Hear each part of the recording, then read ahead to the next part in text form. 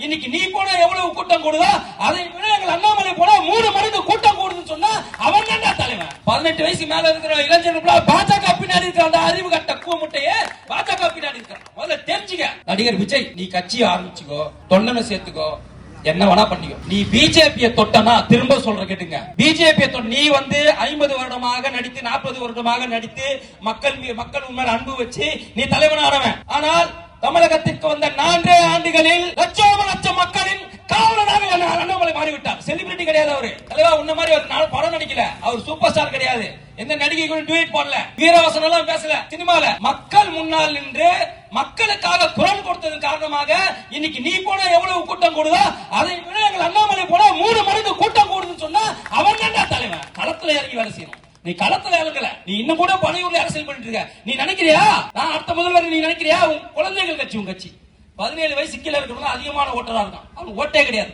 யாருக்கு? விஜயோட கட்சி 17 வயசு கீழே வந்து அதிகமா இருக்கிறான். 18 வயசு மேல இருக்கிற இளைஞர்கள் பாஜக பின்னாடி இருக்கிற அந்த அறிவு கட்ட கூமுட்டையே பாஜக பின்னாடி இருக்கிறான். முதல்ல தெரிஞ்சுக்க. நிர்மலா சீதாராமன் பார்த்து நீ கேள்வி கேட்கிற.